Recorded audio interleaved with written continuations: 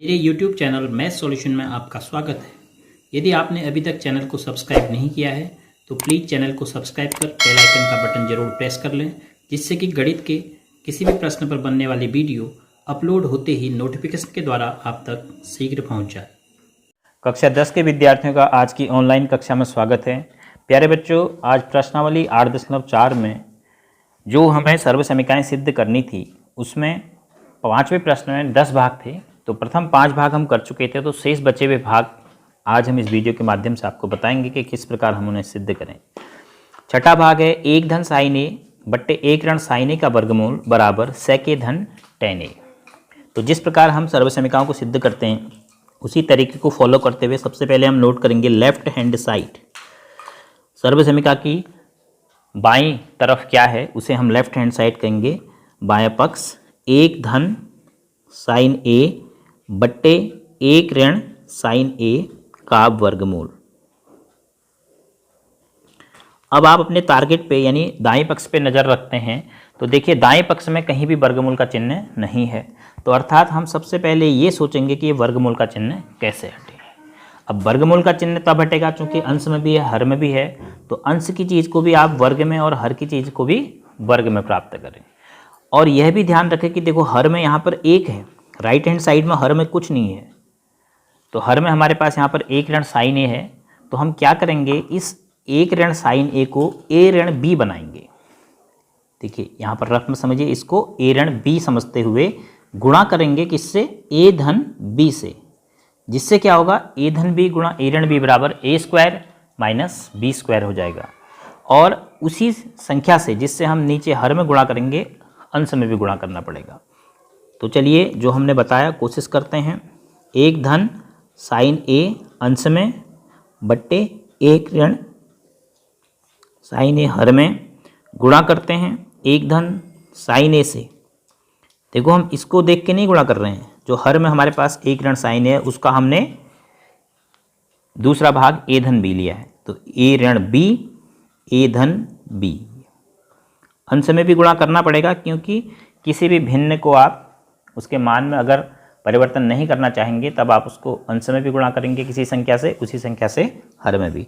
अगर आप केवल हर में गुणा करेंगे जैसे 2/3 है, अगर आप इसको केवल 2/3 को यहाँ 5 से गुणा कर दें तो ये फिर 2/3 पंचे 15 हो जाएगा। जबकि आपके पास 2/3 बराबर लिखना था, 2/15 नहीं हो सकता, तब आपने यहाँ भी 5 से गुणा करना पड़ेगा, तो 2 पंचे 10, तो तब जाके काट के फिर ये 2/3 रहेगा। तो किसी भी भिन्न का मान न बदले, यदि किसी संख्या से आप उसके हर को गुणा कर रहे हैं तो उसी संख्या से अंश को भी गुणा करना ही होगा। अब अंश में देखिए 1 धन साइन ए 2 बार है, 1 धन साइन ए गुणा 1 धन साइन ए, तो क्या हो गया, 1 धन साइन ए का वर्ग हो गया। और हर में ए माइनस बी ए प्लस बी है, तो ये हो गया ए स्क्वायर माइनस बी स्क्वायर।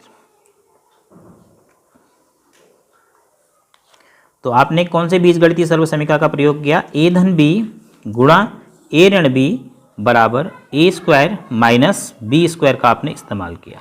इसको रेफरेंस में रखेंगे आप ब्रैकेट में। अब इसके बाद 1 धन साइन ए का वर्गमूल निकल आएगा, तो 1 धन साइन ए का वर्ग, इसको अभी छोड़ देते हैं ऐसे ही क्योंकि नीचे भी हमें 1 स्क्वायर माइनस साइन स्क्वायर ए मिल रहा है, तो 1 ऋण साइन स्क्वायर ए हो गया। और साइन स्क्वायर ए और कॉस स्क्वायर ए की त्रिकोणमिति सर्वसमीका जो है उसके आधार पर हम इसको बदल सकते हैं। हम क्या लिख सकते हैं, 1 ऋण साइन स्क्वायर ए की जगह कॉस स्क्वायर ए। क्यों, क्योंकि कॉस स्क्वायर ए धन साइन स्क्वायर ए बराबर क्या होता है, कॉस स्क्वायर ए धन साइन स्क्वायर ए बराबर 1 होता है। तो हम साइन स्क्वायर ए को पक्षांतर करके 1 की तरफ लाएंगे तो 1 ऋण साइन स्क्वायर ए बराबर कॉस स्क्वायर हो जाएगा। तो अंश में हो गया 1 धन साइन ए का वर्ग और हर में हो गया कॉस ए का वर्ग कॉस स्क्वायर ए। तो अब आपके पास अंश में भी हर में भी संख्या वर्ग में प्राप्त हो चुकी है। तो आप लिख देंगे अंश बट्टे हर, अंश बट्टे हर, क्योंकि पूरे का वर्ग है तो अंश बट्टे हर का वर्गमूल। तो किसी संख्या के वर्ग का अगर आप वर्गमूल निकालेंगे, अगर कोई भी संख्या, ये रफ में ये संकेत के रूप में नहीं है, माना ए स्क्वायर है, इसका आप वर्गमूल निकालेंगे तो क्या आता है, ए आता है। 4 का वर्ग क्या हुआ 16, 4 का, ये मैंने क्या लिखा 4 का वर्ग 16 लिखा, तो इसका वर्गमूल निकाला तो 4 आया, तो 4 के वर्ग का वर्गमूल 4 है।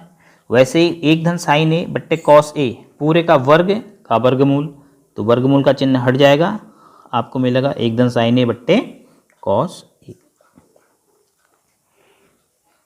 तो अब इसको हर में जो आप कॉस ए देख रहे हैं बांट सकते हैं, 1 बट्टे कॉस ए धन साइन ए बट्टे कॉस ए के रूप में लिखा जा सकता है, क्योंकि कॉस ए दोनों के हर में है, एक के भी और साइन ए के भी।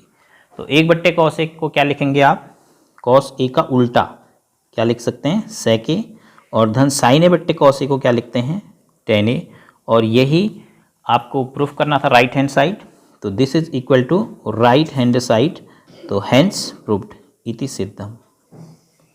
तो बाएं पक्ष से चलते हुए सरलीकरण, त्रिकोणमितीय सर्वसमीकाओं का उपयोग या बीजगणितीय सर्वसमीकाओं का उपयोग करते हुए आप दाएं पक्ष में पहुंच गए, तो इसका मतलब आपकी ये सर्वसमीका सिद्ध हो गई।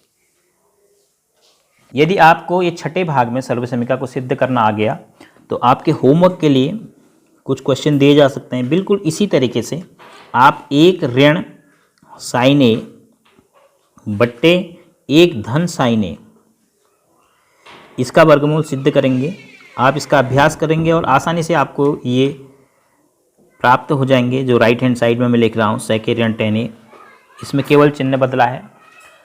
और कॉस में 1 धन कॉस थीटा बट्टे 1 ऋण कॉस थीटा, इसका वर्गमूल आप इसको प्रूफ कर सकते हैं कोसेक थीटा धन कॉट थीटा।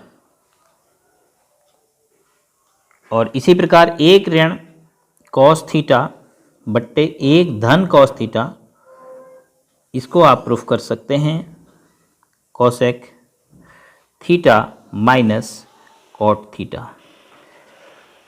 तो 4 सर्वसमीकाएं हैं एक ही प्रकार की, एक आपको बता दी गई है कि किस प्रकार हम उसको सिद्ध करेंगे।